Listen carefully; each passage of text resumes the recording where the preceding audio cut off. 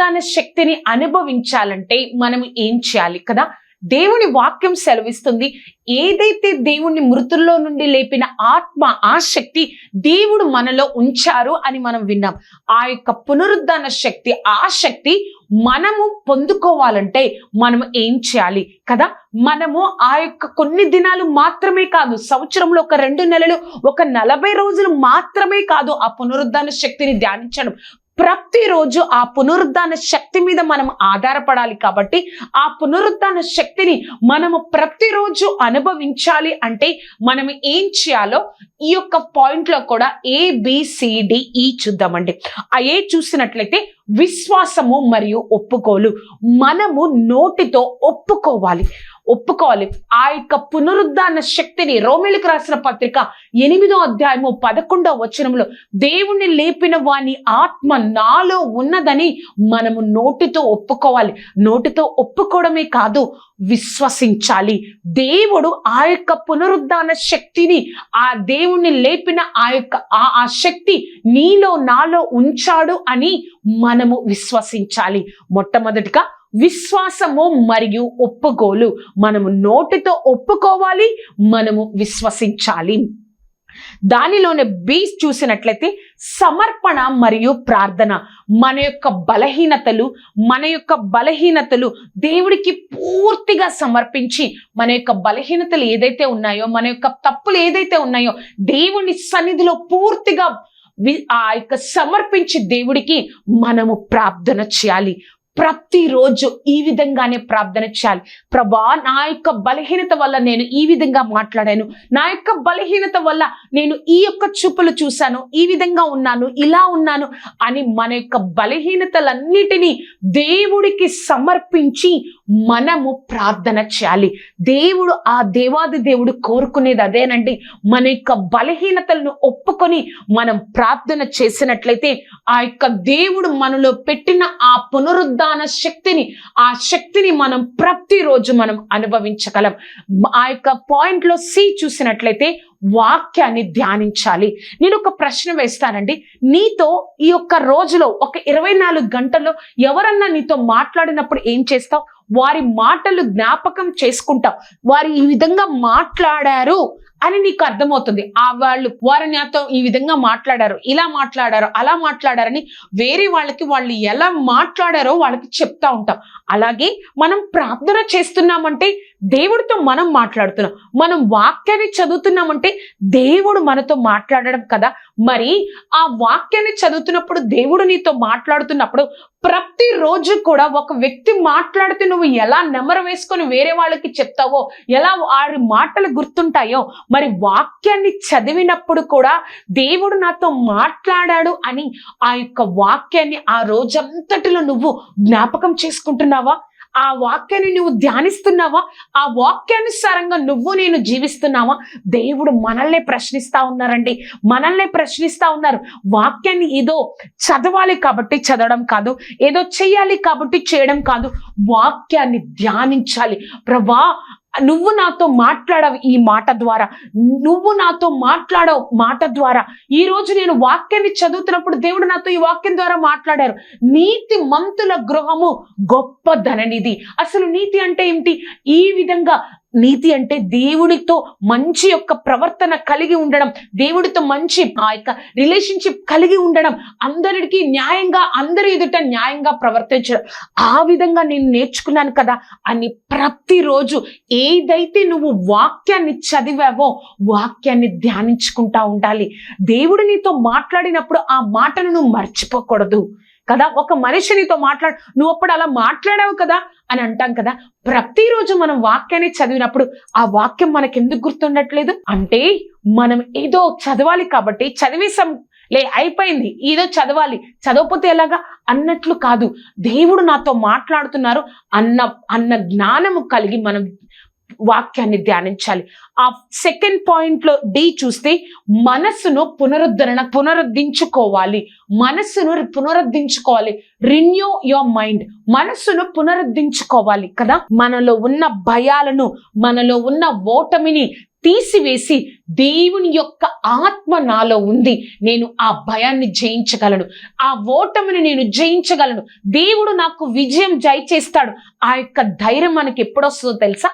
ఎప్పుడు వస్తుందంటే మనం ఉదయం నుంచి సాయంత్రం వరకు రీల్స్ చూసినప్పుడు కాదు, ఉదయం నుంచి సాయంత్రం వరకు యూట్యూబ్లో షార్ట్స్ చూసినప్పుడు కాదు, కానీ మనం ఎప్పుడైతే ప్రార్థన చేస్తామో, ఎప్పుడైతే వాక్యాన్ని చదువుతామో ఆ యొక్క ఆత్మ మన జీవితంలో పనిచేస్తుంది. కాబట్టి మన మనసు పునరుద్ధరించబడడం మనం చూస్తాము. అప్పుడు మన మైండ్ రిన్యూ అయిపోతా ఉంటది. మనం ఈ లోక ఓటమికి, ఈ లోకంలో ఉన్న భయాలకి మనం కృంగిపోము. కానీ ఎప్పుడైతే మనం ఆ మనస్సును పునరుద్ధరించుకుంటామో, ఎప్పుడైతే వాక్యం మీద, ప్రార్థన మీద మన హృదయాల్లో ఉంచుకుంటామో ఆ మనసు పునరుద్ధరించబడుతుంది. కాబట్టి మనము దేవుడు ఆయన యొక్క ఆత్మను నాలో పెట్టారు కాబట్టి ఆ ఆత్మ నీతో మాట్లాడుతూ ఉంటది. ఎప్పుడు నువ్వు నేను ప్రార్థన వాక్యాన్ని చేస్తా ఉన్నప్పుడు. ఆ సెకండ్ పాయింట్లో డిఈ చూసినట్లయితే ఆత్మను అనుసరించి జీవించడం కదా. మనలో దేవుడు ఆయన యొక్క గొప్ప ఆత్మను, ఏదైతే పునరుద్ధాన శక్తి ద్వారా దేవుడు లేపాడో ఆ యొక్క ఆత్మను దేవుడు మన హృదయంలో ఉంచారు అని మనం తెలుసుకున్నాం కదా. ఆ ఆత్మను దేవుడు ఎప్పుడైతే పెట్టారో ఆ యొక్క ఆత్మ మనతో ఉండాలి అంటే ఆత్మను అనుసరించి నువ్వు నేను జీవించాలి. అంటే ప్రార్థన చేయాలి, వాక్యాన్ని చదవాలి, పరిచర్యలో ఉండాలి, సంఘంతో కలిసి జీవించాలి కదా. ఇవన్నీ మనం చేసినట్లయితే ఆ యొక్క పునరుద్ధాన శక్తిని మనము కొన్ని రోజులు మాత్రమే కాదు, కానీ ప్రతిరోజు ఆయన యొక్క శక్తిని మనం అనుభవించగలం. మొట్టమొదటిగా విశ్వాసము, ఒప్పుకోలు. రెండవదిగా మనము సమర్పణ కలిగి ప్రార్థన చేయాలి. మూడవదిగా వాక్యాన్ని ధ్యానించాలి. నాలుగవదిగా మనస్సును పునరుద్ధరించుకోవాలి. చివరిగా ఆత్మను అనుసరించి మనం జీవించాలి. ఆత్మను అనుసరించి మనం జీవించాలి.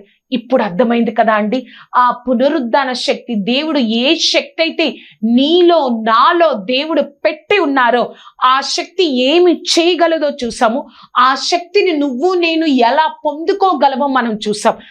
ఇప్పుడు మనకి దేవుడు ఆ యొక్క చాయిస్ని మనకి వదిలేస్తున్నారు. నువ్వు ప్రతిరోజు ఆ శక్తిని పొందుకోవాలంటే ఎలా చేయాలో దేవుడు చెప్పారు. ఆ శక్తి ఏమి చేయగలదో దేవుడు చెప్పారు.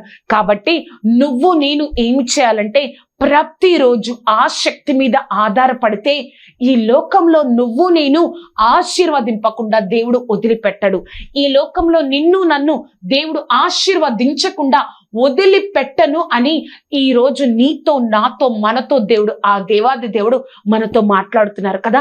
నిజంగా ఈ పునరుద్ధాన శక్తి మనలో ఉందని గ్రహించి ఆ విధంగా జీవిస్తే నిన్ను చూసిన ప్రతి ఒక్కరు దేవుడే నిన్ను ఆశీర్వదించారు అన్న సాక్ష్యాన్ని పొందుకుంటా. అది ఎంత గొప్ప సాక్ష్యం అంటే, నీ పేరు కన్నా ముందు నిన్ను నన్ను చూసినప్పుడు ప్రతి ఒక్కరూ చెప్తారండి, దేవుడు ముందుగా దేవుడు పేరు చెప్పిన తర్వాత నీ పేరు చెప్తారు.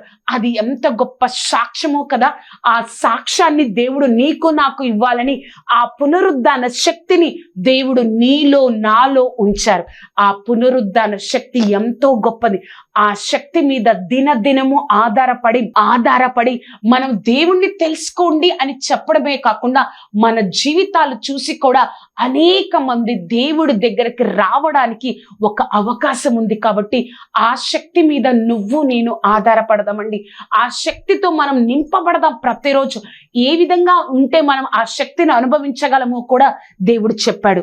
కాబట్టి మనం అలక్ష్యంగా ఈ యొక్క మాటను మనం తీసుకోకూడదు. అలక్ష్యంగా ఏముందిలే అనుకోకూడదు. ఆ పునరుద్ధాన శక్తి మీద నువ్వు నేను ఆధారపడదాం.